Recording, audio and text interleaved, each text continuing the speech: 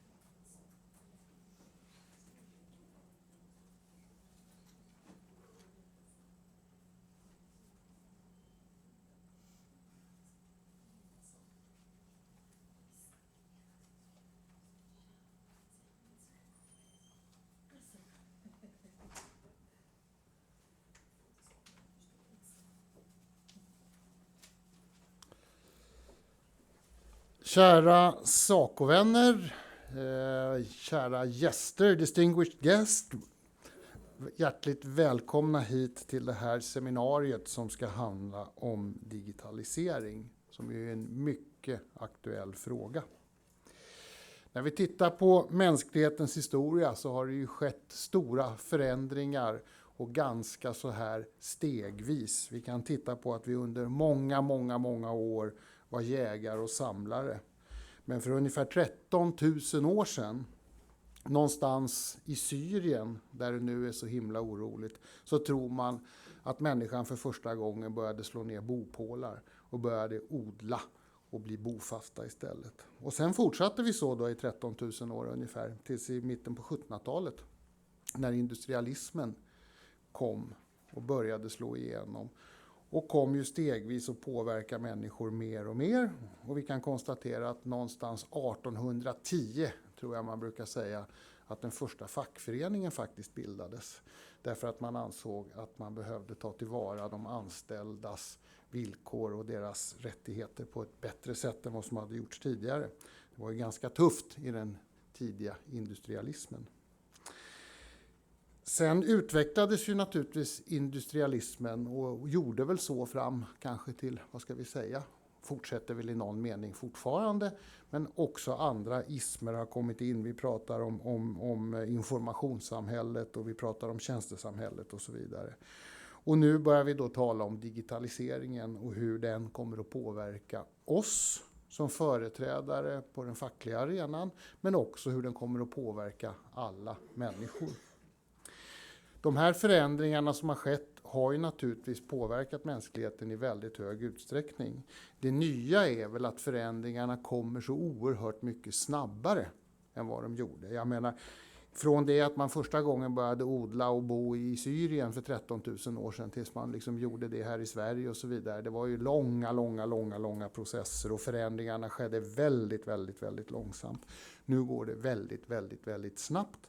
Och det sker också, skulle man kunna säga, kanske samtidigt över hela jorden. Vilket ju också naturligtvis är nytt. Och det väcker naturligtvis frågor. Det väcker frågor om vilket samhälle kommer vi ha framöver. Hur mycket kommer att förändras? Är det här positivt? Är det här negativt? För vem?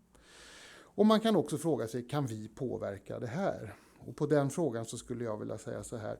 Jag tror inte att man kan liksom någonstans vrida en historia tillbaka. Många önskar ju det. Man drömmer om kanske en tid när det man själv stod för var starkare och hade större inflytande på något sätt. Jag tror inte att det är det som är lösningen. Att vi försöker se tillbaka, att vi försöker vrida klockan tillbaka. Utan vi måste acceptera att en förändring som sker, den kommer att ske. Frågan är, hur ska vi förhålla oss till den förändringen? Hur ska vi fortsatt vara relevanta? Jag tror att det här är någonting som vi bara är precis tar första stegen. Vi är nog inte heller de som tar de första stegen på det fackliga området för att skaffa oss bättre kunskap. Men jag är övertygad om att vi kommer att ta bra och många steg framöver. Och jag ser det här som ett avstamp i ett arbete inom SACO-federationen som vi måste jobba mer och tydligt med. Kommer vi att klara det här då? Ja, någon klok man, nämligen Charles Darwin, sa: "It's not the strongest of the species that survives, nor the most intelligent that survives. It's the one that is most adaptable to change." Och jag tror att det är det som är saken. Vi måste inse att den här förändringen kommer att ske. Vi måste anpassa oss till den och vara fortsatt relevanta för våra medlemmar där ute.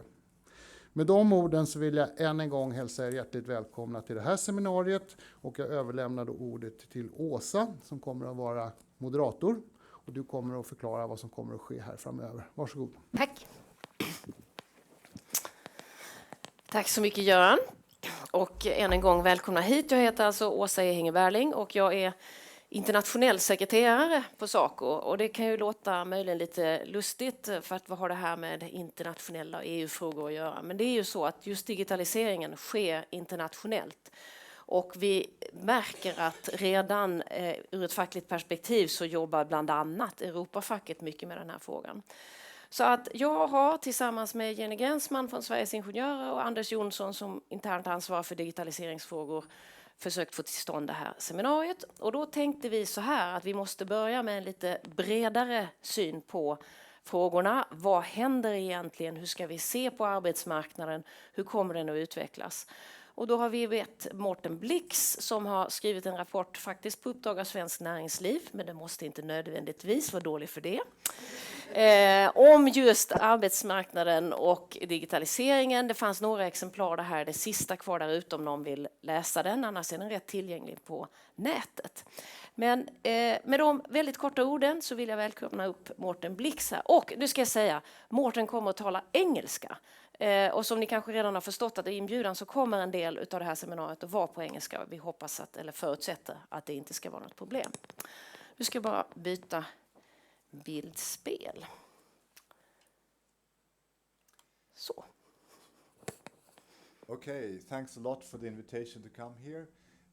I was in Norway about 2 weeks ago to make a similar presentation, and they asked me to speak Swedish, maybe hoping that I would be less like a robot when I was speaking Swedish.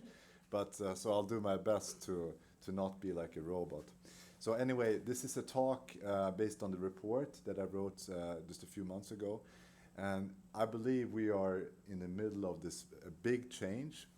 And my purpose with the report and this presentation is to try to put this big change on the map from a policy perspective, from a structural change perspective. And so where are we and what kind of questions should we be asking?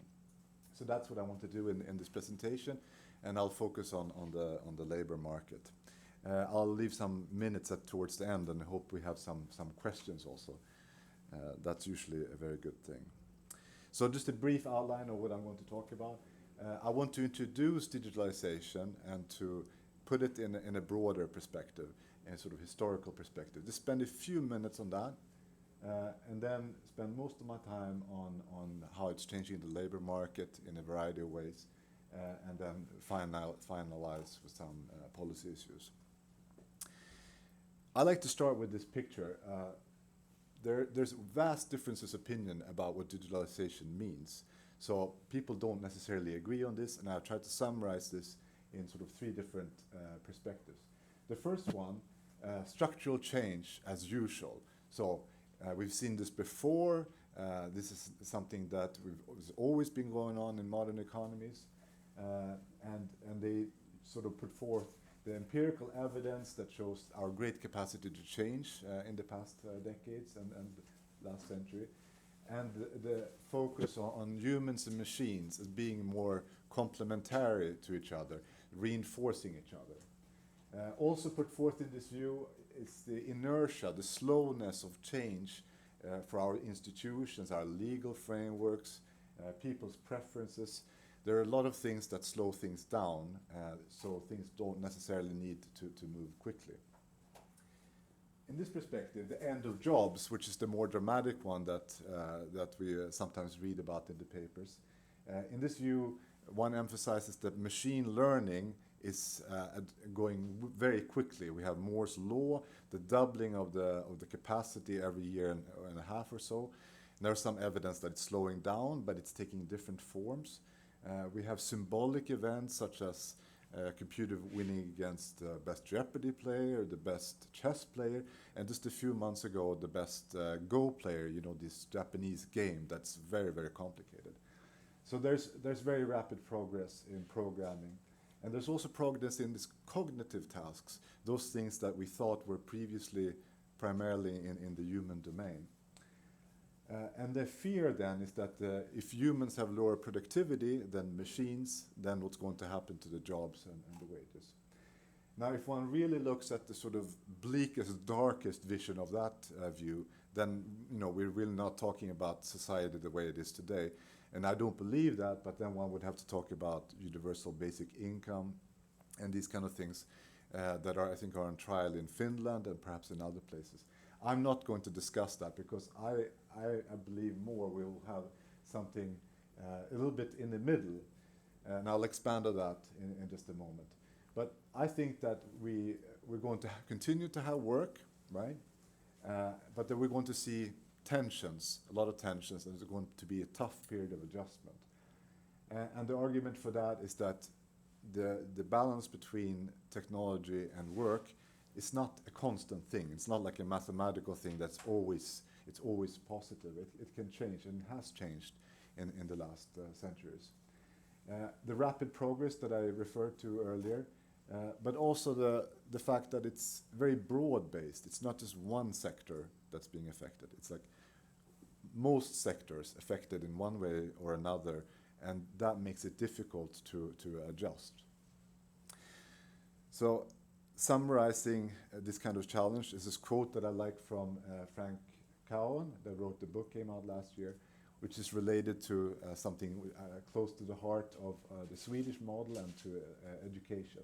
So one question to pose could be the following. Are your skills a complement to the skills of the computer, or is the computer doing better without you? Worst of all, are you competing against the computer?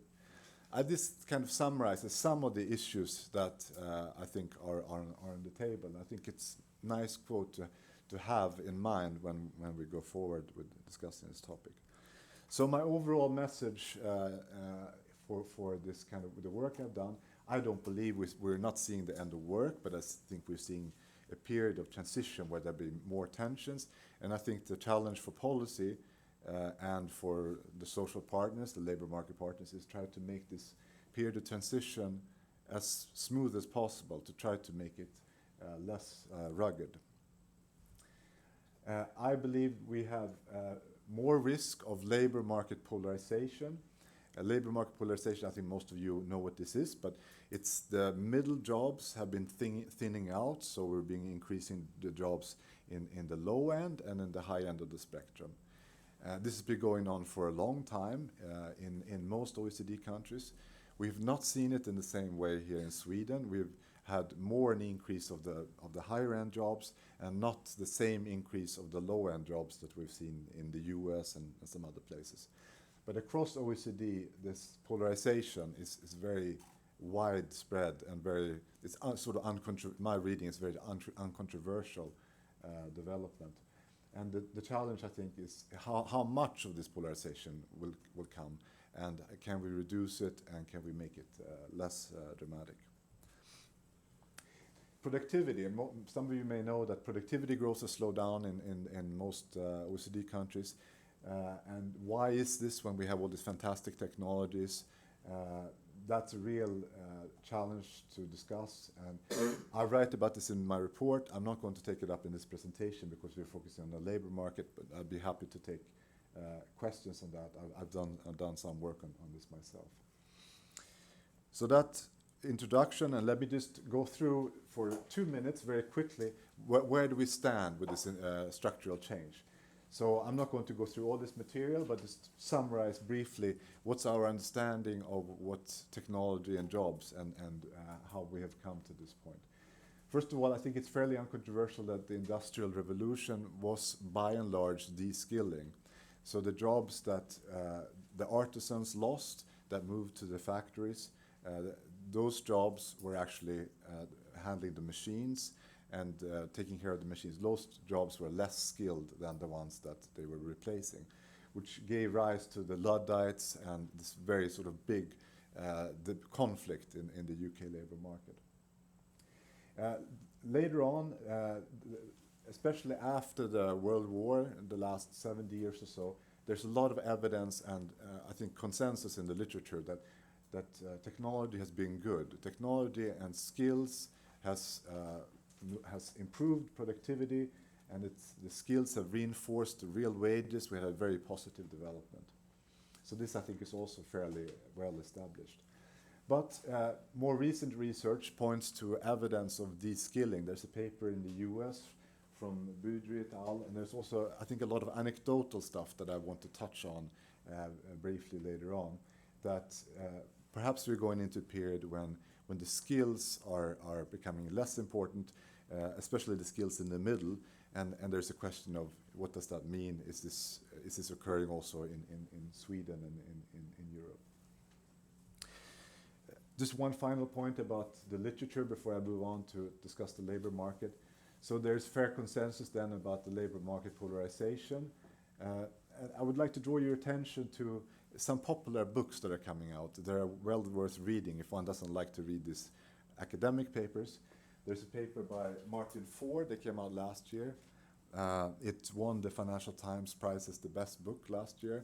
Gives a very broad and good introduction to the changes that are going on. This one I think could be interesting for academics, in particular Susskind and Susskind, father and son team. The book is The Future of Professions, but what they're really writing is that it's the end of professions. So these are kind of a lot of popular books that puts this into a very accessible perspective. Okay, so let's move on. So the nature of work is changing, and it's both digitalization in the sense of automation, and it's digitalization in the sense of the sharing economy. So I'm going to talk about them a little bit interchangeably and to gives you some examples. First of all, this is my second cover from The Economist. I don't want to overburden these ones, but I like this one because it kind of puts into a little bit provocative. Well, what are we talking about here, really? Anyway, so what we're seeing is that the sharing economy and this on-demand work, it's also called sometimes the gig economy or lots of various names. But it's about small jobs that are that you can demand via platforms, many times simple jobs, but also advanced jobs. And it's beginning to change what it means to have a job. So anyway, this is becoming big. There came out some research from JP Morgan just a few months ago that said about 10 million people in the US are involved in this kind of work. Another recent report, more academic research report from Alan Kruger, showed that most of the jobs, if not all of the new jobs in the US since 2005, were of this kind of, in this category of this kind of non-standard work. As regards Europe and the OECD countries, it came out a paper not long ago that showed that since 1995, half the new jobs, the net jobs that have come out in the OECD are of this kind of non-standard variety, temporary work or self-employment. So the net job growth has occurred in this kind of new type of jobs. And that most of the jobs that have disappeared, especially of course during the financial crisis, but also before, are the jobs, the routine kind of tasks, right? So okay, it's not huge yet, but we're standing in the middle of a change, and it's growing, right? And it's affecting both low and high skilled work. I mean, we've been used to thinking about low skilled work as being primarily affected by machines, but now it's also affecting high skilled work. So, for example, writing, there's a lot of text that's being automated.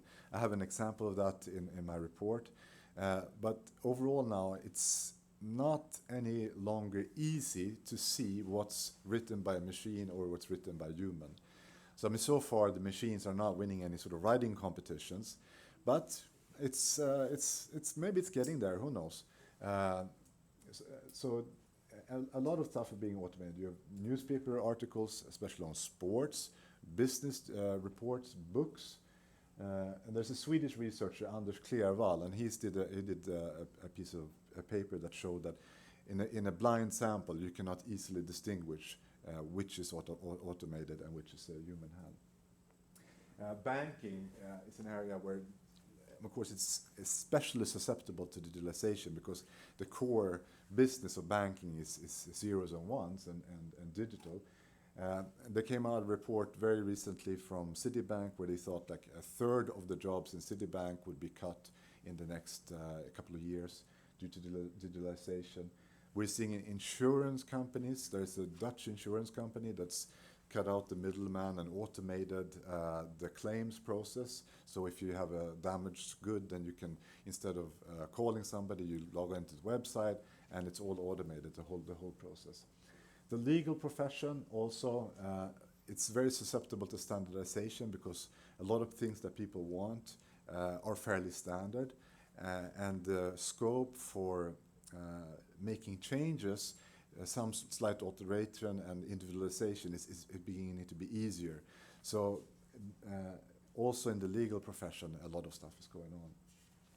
The transport sector with automated self-driving vehicles, autonomous vehicles, is up. The logistics sector is up for change. Even those that are writing programs, like the coders themselves, those that want to destroy all the jobs, right? Even they are a little bit at risk, because a lot of programming is becoming sort of like IKEA things. You pick it off the shelf and then you put it together with something else. So it's a broad change. Okay.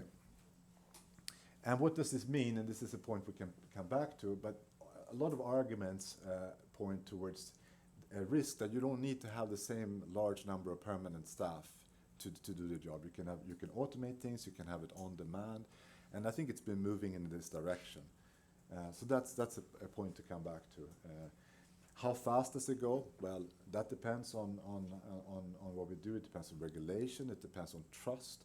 I think trust is a key issue that has to be overcome. But technology is attempting to overcome trust issues, especially in the sharing economy, with these where you rate each other and you establish digital reputations, like in the Uber cars. You rate the driver and you rate the passenger, and then you get a track record. And this is occurring across a broad range of activities. So let's turn briefly to on-demand work and the sharing economy, the gig economy, or whatever you want to call it. My point with this slide is I'm not going to be a robot and read out all these small names, but I just wanted to make the point here that the sharing economy, on-demand economy, it's broad, right? So we have fintech, which is digital platforms that's trying to do more efficient jobs than the banks, trying to connect investors with those that have money. We have cars, perhaps this is the most famous one with Uber. We have tools and various items. We have sophisticated tasks, anything from simple tasks to legal to very simple ones like the Amazon Mechanical Turk. We have sorts of business applications, we have medical. So it's not just Uber, that's perhaps one of the main messages. It's very broad, it's both simple tasks and it's also difficult tasks. I've used this kind of service. I think you cannot really talk about the on-demand economy. It's a bit, only talking about it, it's a bit like talking about swimming, but not swimming. So for some of my work, I'm working on a book on the welfare state now. I've done some diagrams, and I've used a service called Upwork. So I wanted to reproduce, just to give you an example, I wanted to reproduce a diagram from an old report where the data is not easily available. So I take the picture of that diagram with my phone, I put it onto Upwork, and 5-10 minutes later, I have somebody in Sri Lanka says, okay, I'll do this for $10. And 1 hour later, the diagram is in nice Excel form. So that's an example of a sort of very simple task, but also more sophisticated things like proofreading, English, or of coding, or all sorts of applications. You can put it onto these platforms, and you can find somebody that does this on a global market. So what are the welfare effects of this kind of on-demand economy, and what does it mean? I mean, we're just standing in the middle of understanding this, so there's not a whole lot of work being done. But the most obvious one is that people that work in this kind of on-demand platforms, they have a lot of freedoms. They're not employed, but they also have less job security, right? And this has been a big contentious issue, especially in the US. It's coming here to Europe.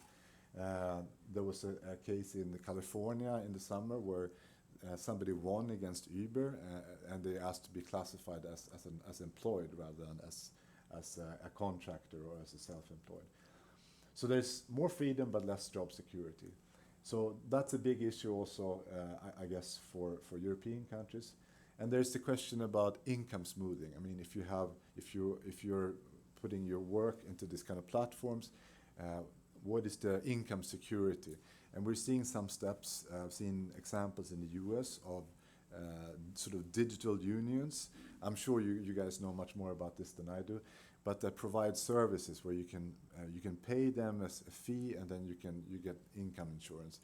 Of course, here in Europe we have the social security systems and various other ways of smoothing income. But these are the kind of questions that are on the table.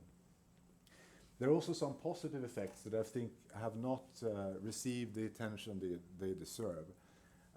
And one paper that came out not long ago showed that for these peer-to-peer platforms in the auto industry, for example, the Uber or other peer-to-peer platforms, the ones that benefit the most are the low-income earners, because they don't necessarily need to own a car. Instead of owning a car, spending a lot of money on the car, they can pay for a ride-sharing service or on demand when they need to go somewhere. So if you don't need, as a low-income earner, to bind up a lot of capital, that you don't necessarily always need to use this car or whatever it is, then you can spend it on other things. And this is occurring across other activities as well. And it's also making free time cheaper, because a lot of activities that were previously not possible to do, you can now do very cheaply, or you can do them at low cost through these platforms. So it's also changing how we spend our free time. I promised you some anecdotes. Anecdotes in the research world, they are no proof, but they are very interesting, and one can discuss them. I don't want to spend a lot of time, but let me give you one or two examples. So we have the issue of de-skilling. I mean, what professions is there a risk of de-skilling? Let's take the example of an auto mechanic.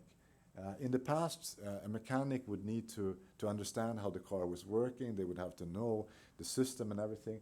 Now your car is broken, you drive in, and they plug a computer into it, and they say, there's nothing wrong with it. But there is something wrong with it. Okay, so there's less need of understanding. And if you don't need to understand it, then there's dimmer prospects. It doesn't necessarily mean that somebody will become unemployed, but if you don't understand things, then there's a risk of having worse wage developments. So this is really about the skills. Healthcare, I think I'll skip that. And then final example, to save time, a lot of professions where there's not going to be necessarily substitution between machines and humans, like haircuts, restaurants, this kind of service professions. Instead, here we're seeing how digitalization is improving the productivity. I mean, the ability to order things you have digital booking systems, you get digital reminders, and a lot of these services, there is a high cost when you have a no-show, when you have a customer that's supposed to come to the restaurant and they don't turn up, or the same to the hairdressers. So these reminder systems, and then the people that are involved also don't need to spend time on taking the call when they're in the middle of cutting your hair, right? So here I think it's an example of complementarity, where machines and the technology is actually making it easier. So the point with these anecdotes is that the labor market is complex. So you have areas where there's risk of de-skilling, you have areas where there's complementarity, and you have examples of pretty much everything. So I'm an academic, so I'm going to punish with a few slides of data and numbers. I'm not going to put any equations, but this is showing how the nature of work is changing, or how the labor market is changing in Europe and in the OECD. Okay, so we have temporary work, and temporary work here is defined. It's all kind of work that's as a time limit, part-time work, a lot of work that's not permanent. It doesn't include self-employment, and it shows that from the 1980s, as a share of total employment, it's been increasing. Temporary work has been increasing in a lot of OECD countries. It's increased also a bit in Sweden. The top one, the thick blue line, not as much as in many other countries. And then we have permanent work. The mirror image of that has been decreasing. It's kind of coming back to the point I made earlier, that temporary work has been on the rise. Polarization. This is data from the OECD. This shows employment shares from 1995. So if you divide professions into abstract work, which is the blue line, the sort of yellow-brown one, routine work, and the green one, non-routine manual. So this shows for Denmark, France, Germany, Sweden, Italy, and the OECD as a whole, that it's the routine work that's been losing shares. So in many of these countries, most of these countries, it's the routine work that have gone down quite dramatically since 1995. Also, if one looks at includes the full financial crisis, the effects are probably a bit stronger. So let's come back to this question about will 50% of work disappear? I think a lot of this debate started with this paper by Frey and Osborne. Carl Benedict Frey is a Swedish economist at Oxford and his co-author. And they really put this question on the policy map. I really like that paper. It's very well worth reading. It's also a very broad overview of the Industrial Revolution and all the academic summary of academic work. But the point that 50% of work is disappearing, it puts the finger on something that, of course it's true. 50% of jobs are always disappearing. The point is really about how many new jobs are created. The overall turnover of the labor market, there are always new jobs are disappearing, and new jobs are coming, and old jobs are disappearing. So the question is really about what is the net job creation and what kind of jobs are coming. This kind of work, there's a lot of papers coming out in this area. There's one in Finland. There's one here in Sweden that's at the same place where I am now located. So, people that are estimating the probability that work will disappear. And what this work does basically is that it looks at the technical possibility of automating work. But the technical possibility to automate is not the same thing that it will be automated. These are very different things. So let me give you some examples. Other factors that are more important, I think maybe the most important one is demography. Demography is affecting our economies in very broad-based ways. The aging population, most OECD countries, including Sweden, especially Germany, demography is very powerful. The German auto industry, in fact, I think has trouble hiring the people that they want. And in a way, we're lucky, had some benefits from the crisis because a lot of Spanish engineers are willing to come to work in the factories. But demography affects the economy in very fundamental ways. And that's very powerful, especially in the healthcare example that I didn't really introduce. Preferences matter a lot. I don't know who would want to buy a ticket today to get on an airplane that's driving itself. Maybe if we have 10 years of autonomous vehicles that are driving and it's a success story, maybe then we'll do that. But for now, people might not run to this kind of service unless the price is very low. Who knows? We will see. Costs is another very important thing. For those that follow this, soon on the market there's going to be this RoboChef that you can install in your kitchen. It has these 2 arms and it looks a bit like RoboCop in my opinion. And $15,000, at least that's the price that I saw a while back. You can go to a restaurant quite a few times for this money. Plus I think that this chef also doesn't clean up after itself, so that's Anyway, so we have demography, we have preferences, we have regulation. That means that these things, the 50% technically possible to automate. It's just one way to one part of the story, really. Job and wage polarization. Now I'm sort of coming closer to my policy slides. All of these arguments, the sharing economy, on-demand economy, automation, they point to potential for more increase of self-employment, people working in these platforms, more kind of temporary work. We can have a period where substitution between people and machines becomes a little bit more prevalent than it was in the past. So we have this balance between complementarity, where we reinforce productivity is improving. We could go into a period where there will be more effects from substitutions, where the machines are taking over some tasks. Not the end of the world, but a tough period of transition, right? In the US, there's also a big debate, perhaps it's going to talk about this later, a discussion about higher educated people taking over, being overqualified for some jobs, like the college educated barista. I don't know if you've heard this term. And these people, they get these jobs and then they push out the lower skilled that were doing this, which is creating tensions around this kind of this end of the spectrum. In Europe, we have the refugee crisis that I have not mentioned at all so far, but this is also going to increase tension. So if you have polarization where people are moving from these middle-level jobs to a bit down, and then you have a lot of very low-skilled people, so there's going to be a lot of tensions, I think, in the spectrum on work. On the other end of the scale, we have superstars.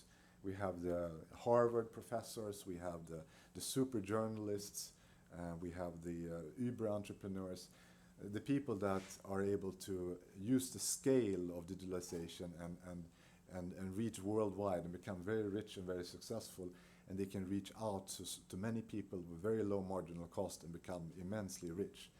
So that also emphasizes sort of the upper end of the polarization spectrum. Overall, I think as we're going through these changes, there's we're going towards placing more responsibility on the individual to cater for their own learning, especially for the self-employed, of course. What kind of skills do people need to adapt? The skills that one has acquired early in age, how will they date? I mean, how good will these skills continue in the future? So, risk of further polarization, and like I said in my introduction, I believe that the policy issue is really how can we sort of reduce the effects of this polarization? How can we make it easier? Okay, so some policy challenges. I hope I'm not overstepping my time. So, like I said, to smooth the welfare, I didn't say this initially, but the experience from the Industrial Revolution was that real wages did not increase much for rather a long time. So it was a very tough period. So it's not evident. We have to, policy challenge is to try to have a better period of structural change than in the past. I think that high taxes on labor is going to be difficult This is not something that I've talked about at all in this presentation. I'm writing on this in this book that will come up in the next half year or so. But I think automation will make it more difficult to have very high taxes on labor. Also, these digital platforms allows the global outsourcing of work, also putting pressure on taxes and financing of our welfare state, right? We need to think about our social safety nets, how they're balanced against incentives. This is a huge topic, and in Sweden we have this commission, the parliamentary commission, that looked at social security, and they wrote 2,000 pages or 2 kilos of text or whatever it was. So this is very tough. So this is on the table, but I don't think this is not where to start, because if one starts with the most difficult thing, you never get anywhere. So I think that the most interesting place to start is the sharing economy, and to try to, this change, we're not going to stop this change, but we can make use of it and make it as good as possible. So I think one can, with the rise of the sharing economy, with these platforms, it will reduce the risk of unemployment, of temporary unemployment during our period of transition.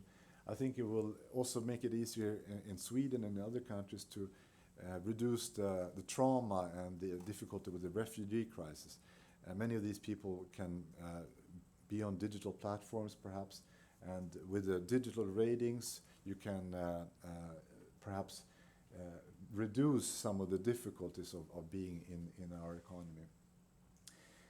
There is a discussion in the literature about to what extent is this a low wage trap. OECD has written a lot of material in the last employment outlook, and also the one from 2014.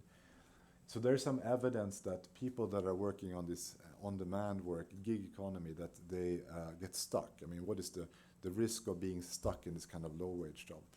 I think that's a very valid point, but I also think that the real issue is would these people be employed at all if they didn't do this?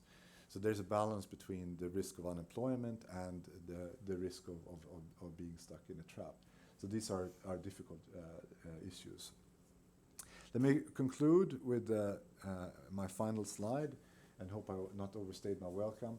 So in my mind, some of the questions that one could think about for the future work is, so for the Swedish model, where we have this tradition of very strong labor market partners, the social partners, where we try to protect the worker, but we don't necessarily try to save the job.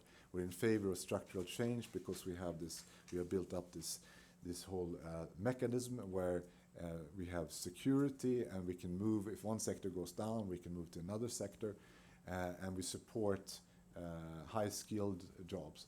So how can we move on? Well, I think a real question is the risk sharing between insiders and outsiders that we have to address, and how can we finance lifelong learning?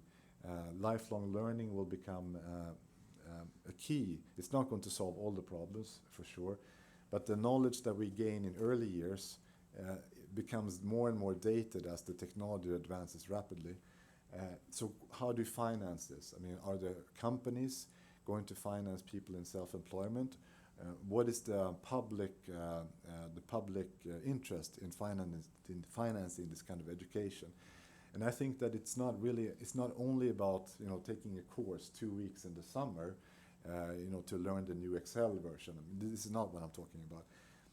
When lives we're living longer, so there's more of a need of structural improvement in education, and perhaps having even shorter time in education initially, but having more continuous updating. I don't know what such a system would look like, but I think that would be important. I worked in this commission on the future of Sweden a few years ago, and we also emphasized sort of the lifelong learning aspect in the middle of life, especially since life expectancy is increasing.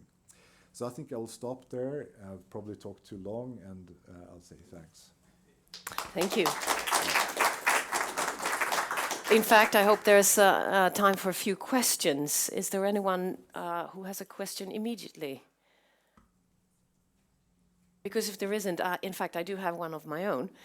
You mentioned that you put this task of rearranging the Excel sheet on trial, and you had some Asian who knows what, do it for, I presume, quite a reasonable amount of money.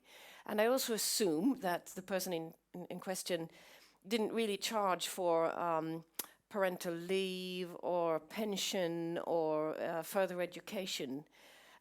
So is there my question is double, actually. What would a Swedish person charge? And would the Swedish person be wise enough to charge for social security and pension? Or will we see a social dumping not only from abroad but also from within? Okay, so it's a very broad question. I will not answer the question about social dumping, but I mean there's evidence from the developing countries that we're seeing a lot worldwide. We're seeing a decrease in poverty from a lot of countries, and some of this comes from, for example, in Taiwan, these Foxconn companies, and in some of these countries, they actually benefit a lot from having to do this kind of digital work. They're getting higher salaries than they are in their home countries, but there are probably no benefits at all to this kind of work, right? No pension benefits, no social security. And the possibilities are, it's a bit like having a research assistant on permanent standby whenever you want. And so it's really changing the way you can see the merits for the one who buys the task. Right. But I think these people are also benefiting a lot. They're probably getting a very higher salary than they are in their home countries. And they're supplying their services to a global market. You're seeing these reputation effects. There's research that shows that once people have done one job in this kind of platforms, the possibility to get new work is increasing. And then there was one person that I saw that had a sort of commanded a low wage, and then a few months later I saw a higher wage. So with digital reputations, when you see somebody has a high competence, they can probably raise their wages, right? But it's a very competitive marketplace, and I mean it opens up all things that can be done on a computer could potentially be outsourced. The main limitation, apart from regulation, is trust. I think. I mean, do you trust a person to do a good job? I mean, would you outsource, let's say, secretive information? Probably not. But there are items that people can, for example, this harmless Excel diagram that I tried. So we're in the beginning of understanding what are the limits of trust and the value of these reputations. The reputations matter a lot for the possibility to get new jobs and to command a premium on this kind of labor markets. Okay, thank you. I think we will get back later today to the question on social security. Are there any other questions right now? Because if not, I would just like to say thank you very much for a very interesting presentation. We have a small token of our appreciation, of course. Thank you very much.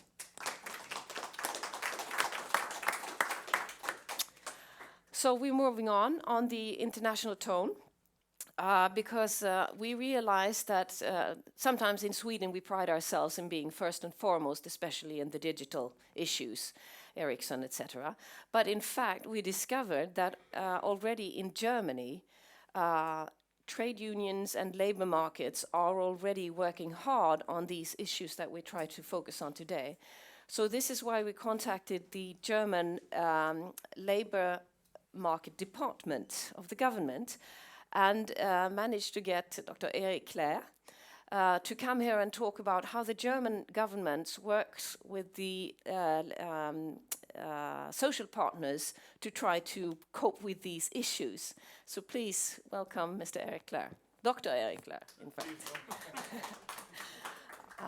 Germans are very keen on these kinds of things, but I am not, so...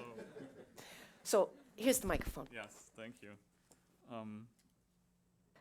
It's the very last one, yeah. Sorry.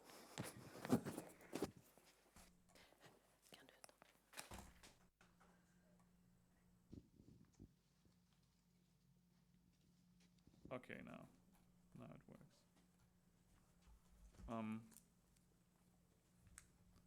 Well, found myself nodding in agreement the entire time that you were giving your presentation, because that's exactly the topics that we are discussing now for just over 1 year in our department in the Ministry of Labor and Social Affairs. And I think we come to very much the same conclusions as well. So I have the opportunity now to speak a little less about the analytical part that you presented so well, and talk more about the communicative part of it. And this is also what we're trying with our dialogue process. I give you a little bit of background about what the German government is doing, and especially what the Labor Ministry is doing, because that's what I can talk the most about, and why we're doing this. And I'll present to you the so-called Work 4.0 process that we're having since April of last year, so just about a year now. And then I'll get to the policy, and that is something that we're in the middle of. We're not having perfectly prepared policy proposals as of yet, but we're discussing the very same issues as I said, and we are coming up with ideas, and we're discussing them with the social partners in civil society in Germany. This debate on how the world of work is changing has been becoming more prominent in Germany again in the past, say 2-3 years. So it's never off the table, because work is such an important part of our lives and people are discussing this all the time.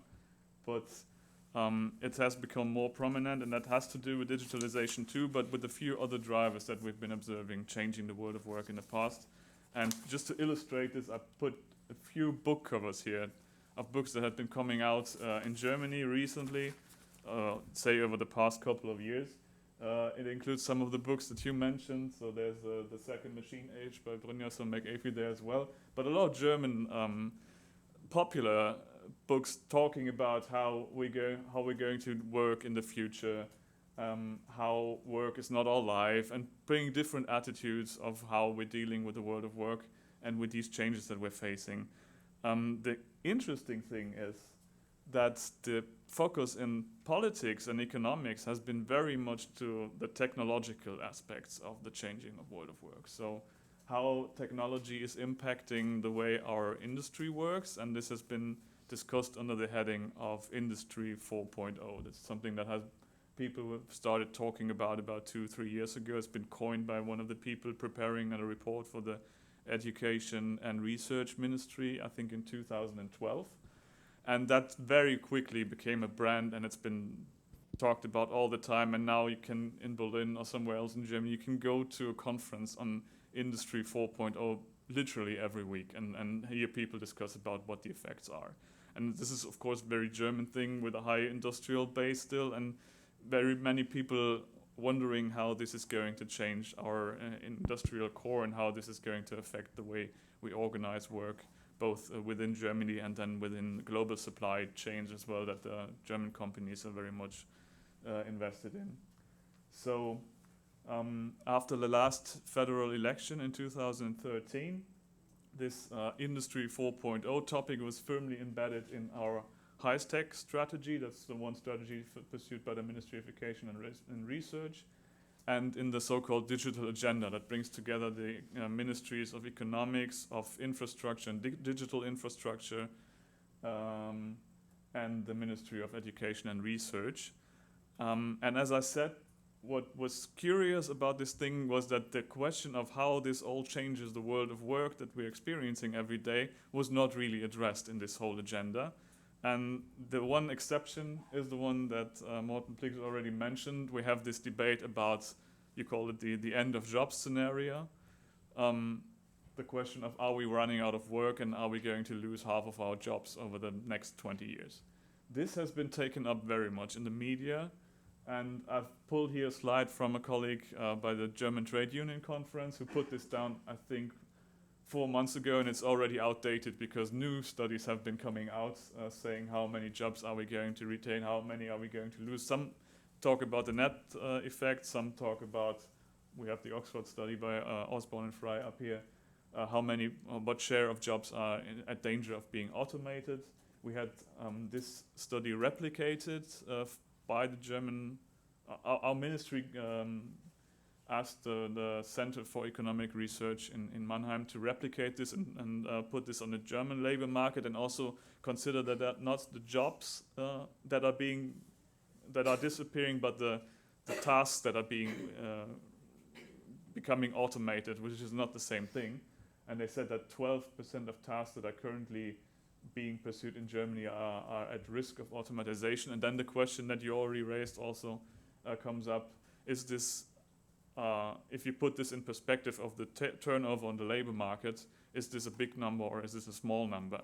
And what we think, and I think it's in line with your middle scenario, that we're going to see increased turnover and outdating of skills more quickly than we have in the past, but that is not something that we're expecting a lot of jobs to appear over a very short period of time. There will be some industries where that is going to be faster. You mentioned insurance companies. That's been the same example that we had in some of the workshop, that the automating of claims benefits. If you have a car accident and you take a picture with your mobile phone, and then the whole process that has been occupying 2-3 people in an insurance company before can be automated to a certain degree, and in the end you get your refund on your account the next day. That is also already possible, and the insurance people are saying we're going to lose a lot of jobs in this middle skill sector, and we have to do something with the people there. So we are not totally relaxed about this, but we're also not thinking that the end of jobs scenario is the one that is coming. So I said, except for this end of jobs that was really apocalyptic in some of the articles that appeared over the last maybe 2 years, apart from that, the way that this whole process of digital transformation of the economy is changing our world of work has not been in the frame really that much. And the labor minister wanted to change that, and she came into office early 2014. Then we had some big legal packages, including pension system and the introduction of a minimum wage in Germany, which was a huge thing. But immediately after, we were looking at something to do more long term, and then the Work 4.0 thing came up. So we've been working at integrating the issues of how the world of work is changing and what that means for our labor markets and for organization, and things such as co-determination and the social partnership in Germany, into these agendas that I mentioned before, the digital agenda that brings together the different ministries in Germany that are dealing with this, and the IT Summit platform. So there, the minister is heading a platform on the digital world of work together with the head of the IG Metall in Germany, Jörg Hoffmann. Then the second part was that the people in our ministry, in our division, that are dealing with the basic issues of the welfare state and the world of work, they sat down and they wrote down these questions that Professor Plix also presented today, and put them in this green paper. So this green paper came out in April of 2015 with a big kick-off conference involving social partners, civil society, churches, academics in one conference in Berlin. And it really, if you look at it, it's also available in English online. It raises more questions than it gives answers, which is the whole point of starting a dialogue process. And now we're in the process of answering some of the questions that we raised there. We're probably not going to be able to answer all of them, but we're trying to give a few that by the end of the year we will have a white paper that will bring some results and make some policy proposals. What's important is that it's not just digital transformation that we're looking at in this process, but that we've had the globalization issue that was already mentioned, the issue of migration, especially now with the refugee situation that we're facing also in Germany, of course, and the demographic change that's been around for quite some time, and changes in culture and values that are affecting the world of work as well. And we have some questions that all need to be looked at in some connection. And this is what we're trying with this white paper, that we're bringing these questions together and try to provide a coherent framework for looking at how we're going to shape this world of work with policy proposals later on. Why call it Work 4.0? I have one slide that you can rationalize this series, very German thing to do certain things in numbers, because it comes from this engineering perspective. If you talk to labor sociologists, they don't like that very much. there is some rationalization on how you can make these periods the same way that you have them for industry 1, 2, 3, 4. I would say it's more of a branding thing, because the industry 4.0 really hit. Yeah, it was quoted everywhere, and it was a natural thing to do, to put labor or work 4.0 next to it. So I wouldn't worry too much about that. What are we doing in this dialogue process exactly? Just quickly to give you an overview of where we are. So I already mentioned we had this kickoff meeting in April of 2015, and we just had 3 weeks ago, the halftime conference where we consolidated some of the results that we had. The results come from 3 forms of dialogue. The one is the political dialogue that is involving specifically call for comments on the green paper. I'll go into every one of them in a little more detail. Expert dialogue that brings together experts on certain issues that we're dealing with within this whole framework. And corporate, examples from corporate practice, people from companies who are telling us what they're already doing in order to cope with this new situation in the world of work that they're facing every day. And then we have the public dialogue, so the whole idea is also to reach out to the people and avoid some kind of end of job apocalyptic scenario, because that's very much in the papers. You can see in the media every day, every second day you have an article that proposes really big changes and says, oh, we're not really prepared for this. And it shows in surveys. So some people are really scared that the digitalization, automatization is going to lead to big problems on the labor market, the polarization that you've been talking about before. And it was very important from a communicative point of view to bring a positive attitude to this whole dialogue process. So that's what the minister has been trying from the very beginning. She always gives one example that our press people don't like so much, but I think it's quite good. She compared it to the dying forests debate that we had in Germany in the 1980s. So the German forests were dying at that time. So acid rain and everything, and people were projecting this rate, and they said we're not going to have any forests anymore in 15 years' time. And that did not happen. I don't know if that's the right example in Sweden, because somebody once told me that for one Swede there are 300,000 trees. So maybe you cannot relate to that so very much, but it's very well integrated in the collective mind of Germany, the Waldsterben-Debatte. So she always says she doesn't want the dying forest debate, she wants a positive outlook on this, so that people don't stand there like the rabbit in front of the snake and get scared, but that we can realize that we can shape these things. Because that's actually what happened during the 1980s. There was environmental regulation being put in place, and we did something about it. In the end, the forests survived, and they're all healthy in Germany today. And that's the same thing that she wants with the digital transformation issue, so that we have the attitude that we can shape this and we can do it. Very quickly, what we talked about during our halftime conference that brought all together all the people from social partners who had sent in comments on the green paper and proposing their opinions and giving ideas of how we can change things, what policies might be necessary. That includes, of course, trade unions and employee associations, but also churches. Some big companies wrote their own comments, and various different associations of self-employed people as well. So we had 6 panels there, and we discussed in every one of these panel blocks, we had 2 panels that were discussing different issues. And if you look at them, and some I put in brackets because the title is a bit more communicative design thing, but we discussed several issues there that you will have seen in Martin Blick's presentation before, the questions that were being asked there. How are we going to secure labor market participation and avoid the polarization issue? What are we doing about working times, and how are we going to use flexibility so that we get a win-win situation for employers on the one hand side and employees on the other hand? How are we going to deal with our social security systems, and so on and so on? I will come back to some of these later just to give you a quick overview. What you see in the center is a presentation of the so-called value world study that we did, and I will have 1-2 slides on that coming up. That's part of the political dialogue. The expert dialogue, as I said, is more academic and at the same time bringing in the examples from corporate practice.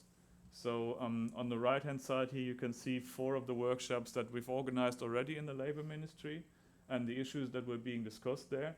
And the one coming up now is the one on labor law and issues of co-determination. So specifically, the question also raised before, digital world of work, analogous labor law, is that a problem? Do we have to adapt our concepts, our status, our different legal definitions of who is an employee? How are we going to ensure that if we have more and more outsourcing in some way through temporary work, through contact work, through crowd working, that we still have the same level of protection for people who are working in these environments and in these new forms of employment? And what does it mean for our whole system of social partnership if the people who are counted for questions of co-determination and went to vote for a works council and the whole concepts and legislation that we have had for this for 50 years in Germany, what's happening if more and more people are out of the center of the company and are working in a virtual environment, basically? So what are we going to do about this? Do we need new laws? Or can we adapt the laws that we have and adapt it to these new forms of work? That's one of the central questions, and that's one we're going to discuss with legal experts, with economists, and with practical people from some companies next week. And then there's a few more coming up before we end our dialogue process. Then there's interaction with the public. So we have this website that you're also very much invited to go to. It's called www.arbeiten40.de. You can also access this through our ministry website. And I think Google Translate also does a pretty good job in the meantime. So you can really... I did some preparation for today, reading Swedish articles in English Google translation, and it worked for maybe 80% of the time. I could really very much understand what was being discussed. So people can then comment on this. Is cross-referenced with certain social media. People are posting their comments, for example, on the Green Book. They were posted through Twitter or Facebook or on the website itself. Here you have I highlighted 2 comments that people made, which is targeting specifically the question of self-employment and how social contributions to health insurance and pension, for example, how are we going to deal with this? And then the issue of, do we create 2 kinds of, do we have a competitive advantage or disadvantage for people who are offering their services and still want to have their social insurance benefits? And this is something we are very much looking into as well. This value world studies that I talked about before is based on 1,200 interviews that a research institute did with people, self-employed and employed people in Germany, about how they see the world of work as it is and what their ideal world of work would look like. And then they prepared an online survey that people could take and still can take. You can access it also through the website to see what kind of type of world of work they see as their ideal and what they think where we are at the moment and where we're going to go, say, in 10, 15 years' time. This tool was launched at the Halftime Conference and has been accessed by, I think, 6,000 people by now, and more to come. The thing is that what they found is a polarization of attitudes towards the world of work, which is not really dual or something, that you have only 2 sides, but it's they could distinguish 7 different value worlds, they call it, which are very distinct and have different attitudes toward how you're going to organize flexibility, work-life balance, what you expect from Social Security, how you want your work to be organized. And these they put on a map, and it's in German, unfortunately, but it shows you a little bit of what happens. You see these 7 points here where they see people with different kinds of attitudes towards how they want the world of work and the social state to look like. and they're really distinct. So they did little description of how a typical person from one group would answer a certain question on how they see the world of work now and where they want to be. And I just picked one here. This is the one that's about a quarter of the people who are being asked are in that area. It's called living safely off your work. I think they named the group of people who are putting these wishes and ideals for the world of work in the center. So it's things like being able to plan, being able to live off your salary without worrying too much. Very important that there's social justice, that you have your working time regulated and not this disappearing of borders between your work life and your private life. That, of course, becomes more available through digitalization and the digital devices we're all carrying. And in the red part of the map, you see the things that scare people in this area, like pressure to upskill, to qualify all the time because your skills might not be valid anymore for your whole professional life. Pressure from the market, pressure at work. Also, this kind of being available all the time, which is causing stress. And then if you compare this, for example, with people who would be on the upper right corner here, they see these things that these people are scared of. They see as opportunities. They would like to organize their life in more flexible way. They want to be able to work in the morning, pick up their kids in the afternoon, and go back to work after 9 o'clock. And they see this as positive development. And this is just one example that they find, that you have very different attitudes towards many of the aspects that we're talking about in this whole concept of digitalization, that makes it really difficult to have a one-size-fits-all solution which can somehow be regulated by the government. So this is something we are facing, but it's something that also the companies that were at the presentation found very interesting, because they have all these different attitudes in their companies and they have somehow to find ways to bring that together and find solutions that serve everybody. One more slide on the public dialogue offline this time is Film Festival. This is bringing 7 documentaries on the changing world of work from, I think, 5 different countries. There's films from Israel, the Netherlands, Germany, France, I think, on how changes are affecting us and how people are dealing with this. And these are being screened in 25 cities in Germany. Every week there's one. I think let me just see. Yes, this week it's in Hanover. It starts tomorrow, or the day after tomorrow, yes. And these movies are screened, and then connected to this is a debate on issues relating to the digital world of work and how it's changing our outlook. And our state secretaries and also the minister, they're trying to go to as many of the starting sessions as possible and engage in discussion. And that is also something that has been taken up very, very well, and there's additional screenings for schools and so on. So it's really the attempt to bring this debate, not to have it appear only in the interested media and in some bubble somewhere in Berlin where people are talking to each other the whole time, but also to get more involvement in there. My final part, some policy conclusion, and this is really, really work in progress, and I'll just give you an idea, and it very much corresponds to what Martin Blix has talked about already. So we'll have this white paper, which is scheduled to appear with in line with the final conference at the end of November this year. It will have an analytical part, which I feel now is going to look very much like the report you did, because you raised all these questions that we have posed ourselves and said we need to be able to say, at least with some certainty, what trends are we really facing, and is this going to be the end of jobs, and what do we say about polarization and all these issues that are being discussed on the analytical level. And then, of course, we need to move to some policy level and say, okay, and what are we going to do about this? The most likely, and the minister has said that already at different occasions, is that qualification upskilling is going to be a huge topic, but that was already clear even before we started the whole process, I think.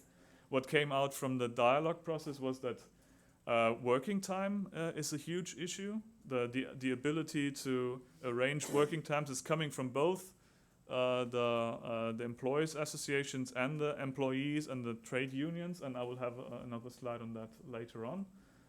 Then, of course, the questions on how we are going to fund our social security systems if self-employment, temporary work, contract work, and so on are going to become more widespread in the future. We're not seeing that in Germany at the moment. Also, on one of your slides for Germany, you could see it was actually going down at the moment.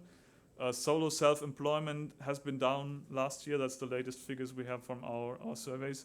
That to a certain degree shows that the economy is going well and more people are being able to find jobs elsewhere who might not have been self-employed before because they wanted to, but because they couldn't find anything else. So there's a certain business cycle effect on this, but we're not sure as of yet what the trend is going to be like, and this is something we'll have to answer in our white paper.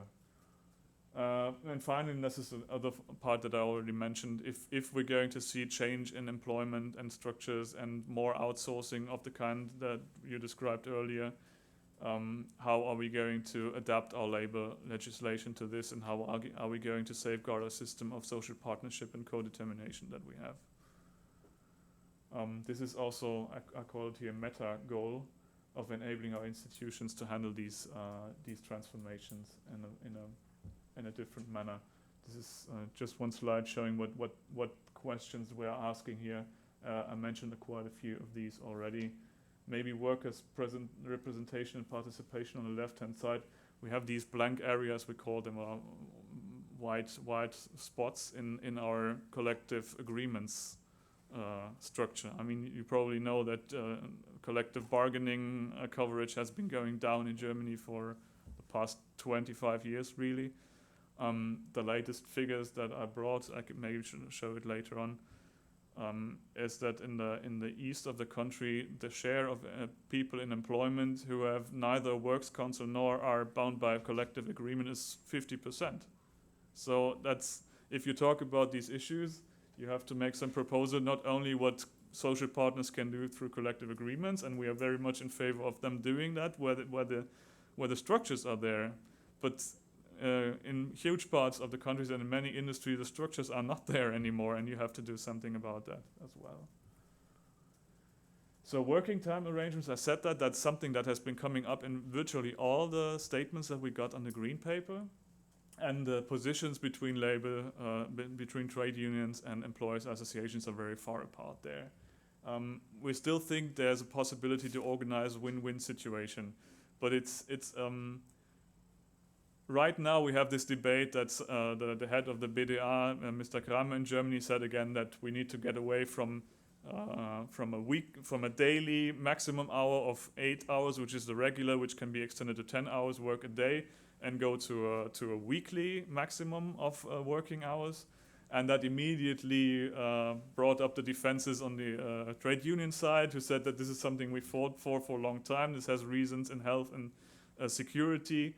And it's very difficult when you come to this level on basically the political debate is dead at that point, because you cannot do anything anymore. And the minister is trying to avoid this kind, because in a way to pull out the whole debate on working time, to put it in a different framework, to have somebody from outside the government moderate this thing from one university, bring social partners, bring civil society together and ask, can we still find something where we have a win-win situation for both sides, that employees can gain sovereignty maybe in placing their working time, which many people want. We see this from many of the statements as well.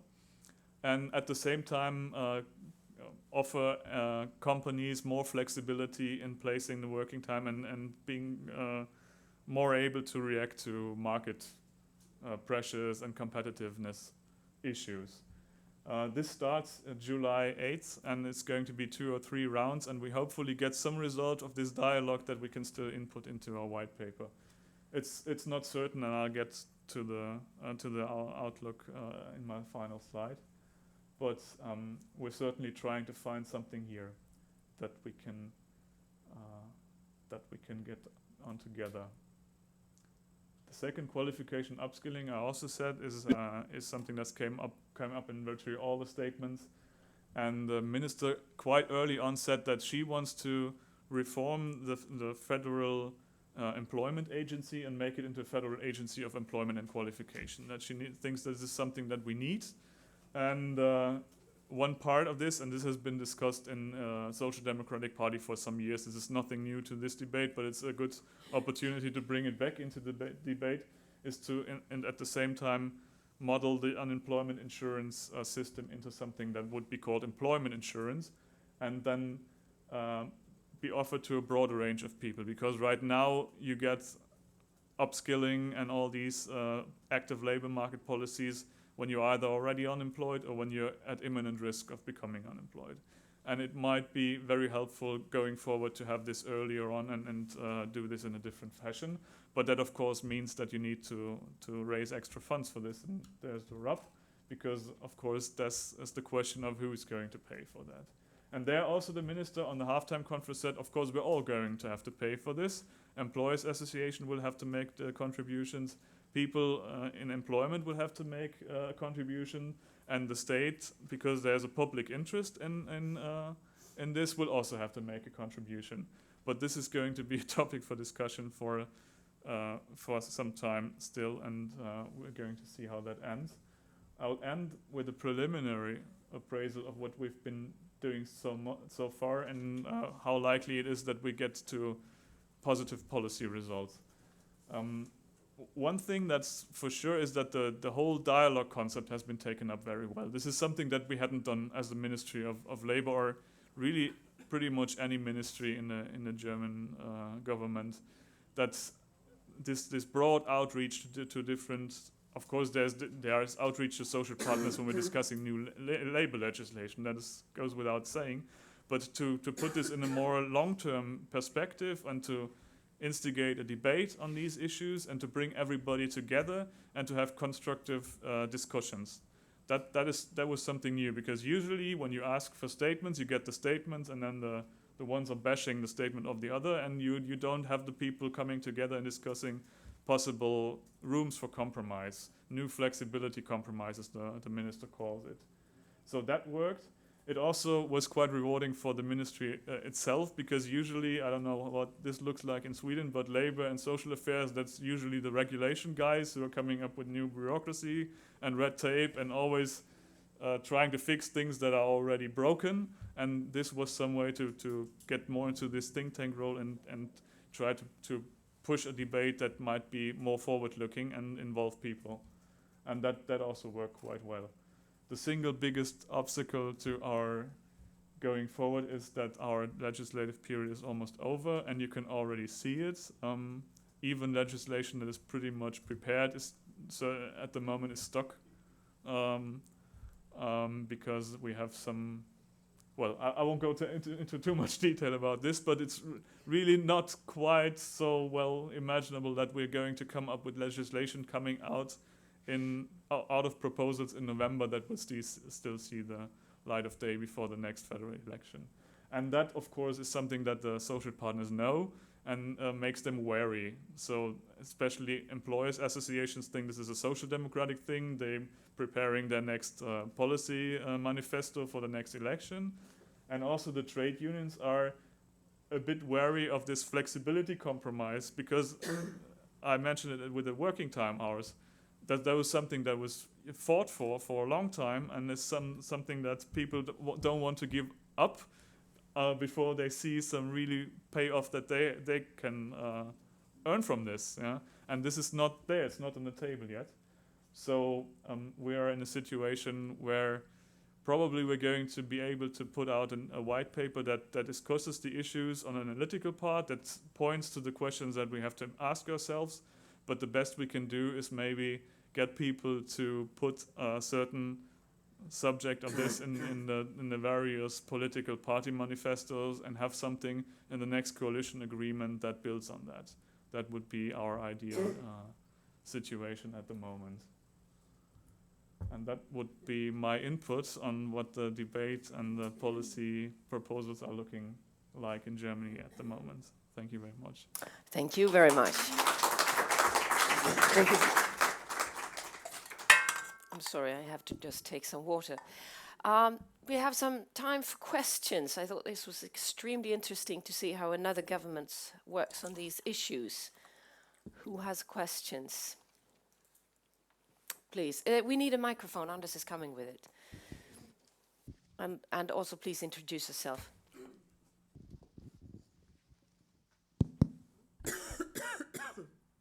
Hello, my name is Jenny Grunsman, and I work for the Swedish Association of Graduate Engineers.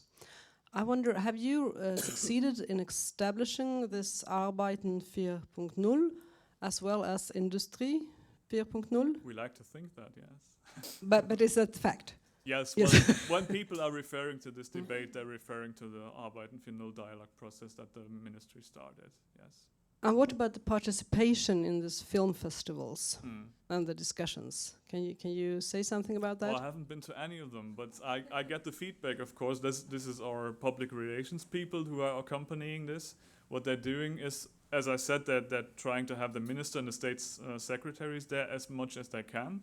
So they're trying, I think the minister is going to be at maybe half of them. So 12 times, and it's all over the place. If some are not scheduled yet, but it's really from all 16 states. Some bigger states are there twice, and they are thinking about maybe making the very last. You see there, and then in the end, maybe in Brussels or in Paris to have one outside of the country as well. Yeah. Mm-hmm.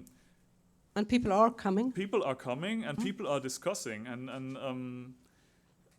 you see a big interest. You can, if you go to maybe that's the best thing to get an impression. I mean, it's going to be in German, but on the website they have some films also on the film festival itself where people are approached later on and they are asked about what do you think of this format, because this is totally new. To my knowledge, nothing like this has ever been done by a German government institution so far, and we're quite proud of it too that it works. Yeah.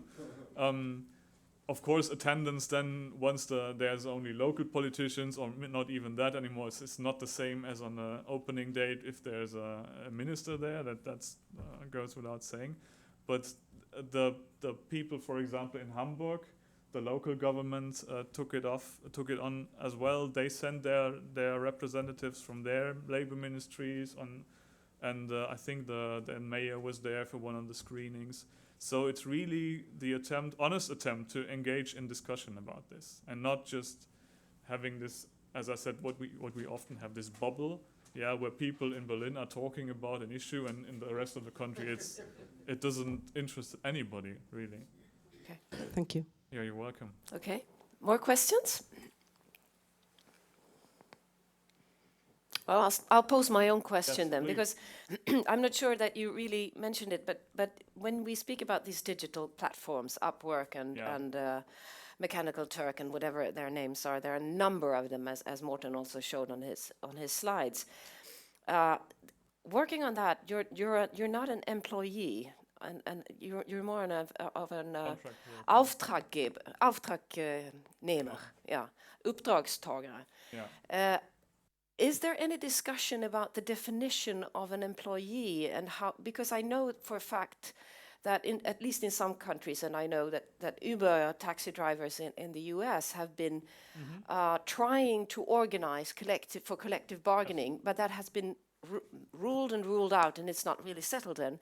But it's considered an illegal cartel if these taxi drivers unite and have you this discussion on who is an employee and how can you organize if you're self-employed? Yeah, we do. We have the discussion on who is an employee and what is a Betrieb, firm, establishment. Yeah, that's the big discussion. We have legal experts saying, do we need to change the legal definition? I mean, there is not even a legal definition of employee in Germany. That it's a bit more complicated than that. And then you have the contract work is actually in a different legal code than the labor code, and that's all very, very difficult.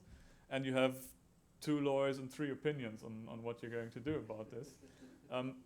Probably the majority view, but it's not like the huge majority, is that the labor legislation would be flexible enough to accommodate these kinds of contracts.